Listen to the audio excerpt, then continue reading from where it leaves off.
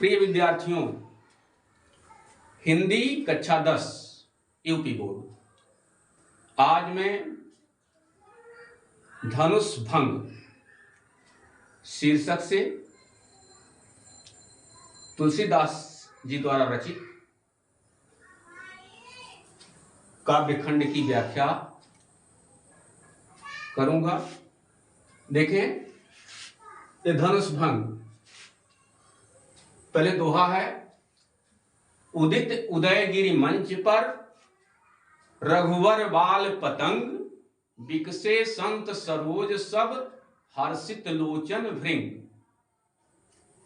इसके बाद चौपाई है कि निर्पन केरि आशा निशनासी, बचन नखत अवलीन प्रकाशी, मानी महिप कुमुद सकुचाने, कपटी भूप उलूक लुकाने, भये विशोक कोक मुनि देवा, बरसहि सुमन जनावहि सेवा, गुरुपद बंद सहित अनुरागा, राम मुनि सन आयुष मागा, सहज ही चले सकल जग स्वामी, मत मंजुबर कुंजर गामी, और चलत राम सब पुर नर नारी, पुलक पूरी तन भये सुखारी, और बंदी पितर सुर सुकृत संभारे, जो कुछ पुण्य प्रभाव हमारे, तो शिव धनु मृणाल की नाई, तो रहु राम गणेश गोसाई।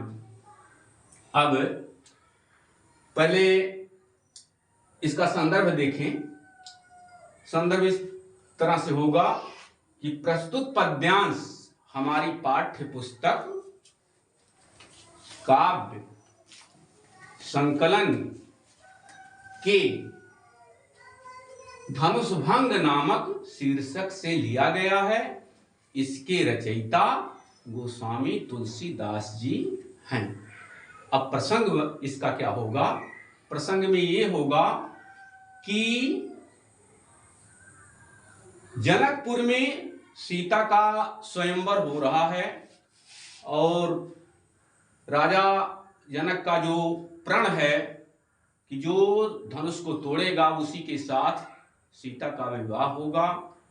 देश देश से बड़े बड़े राजा सब धनुष तोड़ने की कोशिश किए, पर धनुष कोई उठा नहीं पाया। और ऐसे में सब वहाँ के जितने भी लोग हैं सब निराश हो जाते हैं। तब श्री रामचंद्र जी अपने गुरु विश्वामित्र की आज्ञा पाकर धनुष तोड़ने के लिए मंच पर जाते हैं। उसी का वर्णन इस दोहे और चौपाई में आपको मिलेगा। अब दोहे का अर्थ देखें कि उदित उदय गिरि मंच पर रघुबर बाल पतंग। रघुबर बाल पतंग, रघुबर माने श्री रामचंद्र जी, बाल पतंग माने बाल सूर्य, पतंग माने सूर्य, बाल माने बाल बालक, जो सुबह का सूरज होता है। और उदित उदय गिरि मंच पर श्री राम रूपी बाल सूर्य उदय, गिरि माने उदयाचल पर्वत पर विराजमान हो गए हैं। श्री रामचंद्र रूपी बाल सूर्य उदयागिरि रूपी मंच पर उदित हो गए हैं या विराजमान हो गए हैं, पहुंच गए हैं उस मंच पर। तो स्वाभाविक है, जब सूरज निकलता है तो तालाब में कमल खिलते हैं, और जब कमल खिलते हैं तो उस पर भंवरे मंडराते हैं, हर्ष का अनुभव करते हैं। तो अब यहाँ संत की तुलना सरोज से और भृंग, नेत्रों, लोचन माने नेत्र, भृंग, नेत्र की तुलना भृंग भंवरों से की गई है। सरोज माने कमल और लोचन माने नेत्र, भृंग माने भंवरा। तो श्री राम रूपी बाल सूर्य उदयाचल रूपी पर्वत पर उदित हो गए हैं या विराजमान हो गए हैं। ऐसे में बिकसे संत सरोज सब, सभी संत, सब संत, सभी संत रूपी कमल विकसे अर्थात विकसित हो गए हैं, खिल गए हैं। और हर्षे लोचन भृंग, और उनके नेत्र रूपी भंवरे हर्षित हो रहे हैं। स्पष्ट हो गया। अब चौपाई। चौपाई में भी जब सूर्य, रात बीतती है, सूर्य निकलता है, तो ऐसे समय में ये कुमुद जो होता है, कुमुद वो संकुचित हो जाता है, कमल खिल जाता है, उल्लू छुप जाते हैं, और को माने चकवा विशोक हो जाता है, शोक रहित हो जाता है। राता आशा निशनासी,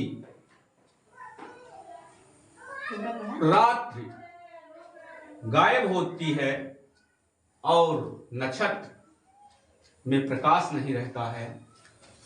इस प्रकार से अब देखें कि नृपन केरी आशा निशनासी, वहां पर जितने भी राजा हैं, नृपन माने सभी राजा जो वहां पर उपस्थित हैं, उनकी आशा रूपी रात, निश माने रात, नासी माने नाश, उनकी आशा रूपी रात्रि का नाश हो गया है। और मतलब वो अब तक उनको जो आशा थी, अब वो आशा समाप्त हो गई है। और वचन नखत अवलीन प्रकाशी, और वचन माने वाणी, उनके वाणी रूपी नखत अवली, नखत माने नक्षत्र, अवली माने समूह, न प्रकाशी, प्रकाश नहीं है। उनके वाणी रूपी नक्षत्र में, तारों में अब प्रकाश नहीं है, अर्थात अब वो चुप हो गए हैं। मानी महित कुमुद सकुचाने, मानी माने अभिमानी, महित माने राजा, मही माने पृथ्वी, पृथ्वी को पालन करने वाले, पृथ्वी का पर राज करने वाले महित। अभिमानी राजा रूपी कुमुद संकुचित हो गए हैं, और कपटी भूप उलूक लुकाने, कपटी राजा, भूप माने राजा, कपटी राजा रूपी उल्लू इधर उधर छुप रहे हैं। लुकाने माने छुपना। भय विशोक कोक मुनि देवा, भय विशोक कोक मुनि देवा, कोक माने ओ चकवा, मुनि देवता, मुनि और देवता, और कोक माने चकवा पक्षी, ये सब विशोक हो गए हैं। विशोक माने शोक रहित, अर्थात अब उन्हें कोई चिंता नहीं है, प्रसन्न हो गए हैं। और वर्षहि सुमन जनामहि सेवा, और वो देवता लोग वर्षहि सुमन, सुमन माने फूल की वर्षा कर रहे हैं, और इस प्रकार सुमन की वर्षा करके, फूल की वर्षा करके अपनी श्री रामचंद्र जी के प्रति अपनी सेवा जता रहे हैं।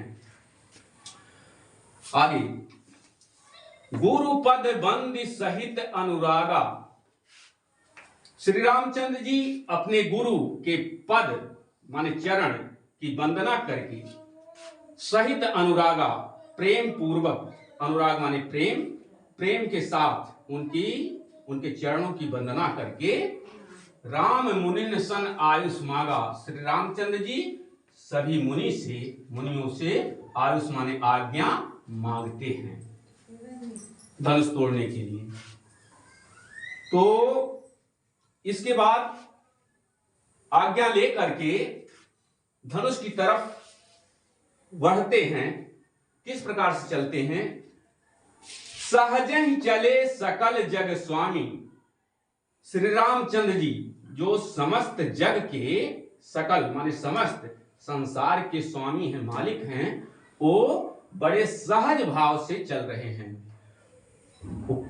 उनकी चाल किस प्रकार से लग रही है?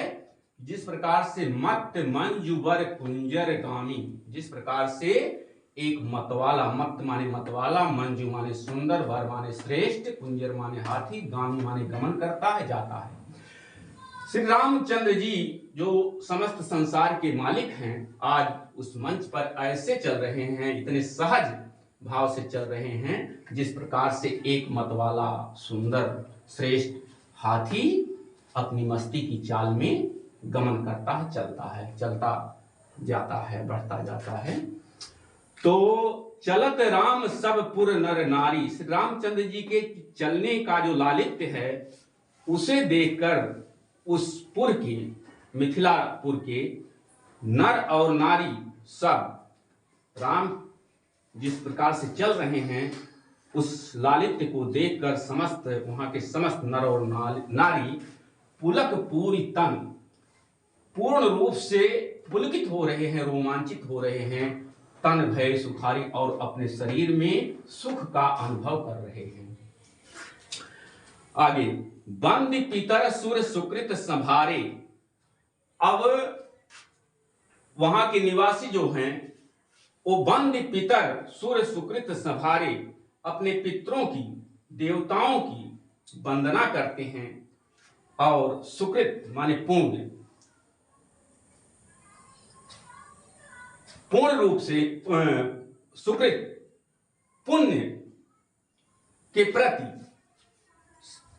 पुण्य का काम करते हैं, पितरों की और देवताओं की वंदना करते हैं। कहते हैं कि जो कुछ पुण्य प्रभाव हमारे, यदि हमने कभी पुण्य किया है तो उसके प्रभाव के परिणाम स्वरूप आज तो शिव धनु में नाल की नाई, उसके उस पुण्य के परिणाम स्वरूप शिव का धनुष ऐसे टूटे श्री रामचंद्र जी द्वारा। हे गणेश गोसाई, वह शिव धनुष श्री रामचंद्र जी ऐसे तोड़े जिस प्रकार से मृणाल माने कमल की डंठी आसानी से टूट जाती है, ठीक उसी प्रकार से श्री रामचंद्र जी उस धनुष को तोड़ दें। स्पष्ट हो गया। अब हम ये संदर्भ हो गया, प्रसंग हो गया, व्याख्या हो गया। काव्य सौंदर्य, काव्य सौंदर्य में श्री रामचंद्र जी की विनम्रता, शौर्यता, गुरु भक्ति और आकर्षक व्यक्तित्व का सजीव वर्णन हुआ है। फिर उसी काव्य सौंदर्य के अंतर्गत भाषा, शैली, छंद, रस, गुण और अलंकार पर नजर डालें तो भाषा, इसमें अवधी भाषा का प्रयोग हुआ है। अवधी और शैली, शैली प्रबंधात्मक शैली है,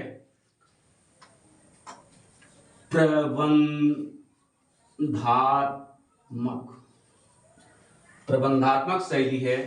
छंद की बात करें तो दोहा और चौपाई दोनों छंद इसमें विराजमान हैं। छंद, दोहा, चौपाई। दोहा और चौपाई। रस, इसमें वीर रस भी है और श्रृंगार रस है, दोनों का मिश्रण है। तो वीर और श्रृंगार, श्रृंगार रस है। गुण, गुण इसमें प्रसाद गुण है। प्रसाद, प्रसाद गुण है। प्रसाद गुण क्यों है, कैसे पता कि प्रसाद गुण है?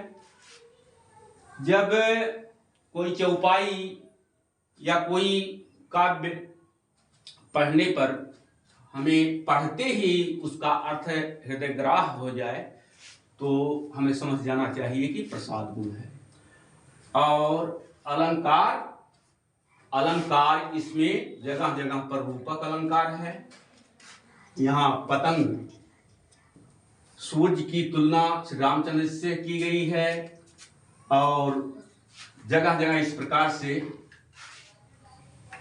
सब कई बार इसमें ये रूपक अलंकार आया है, इसलिए इसमें अलंकार रूपक अलंकार, रूपक अलंकार।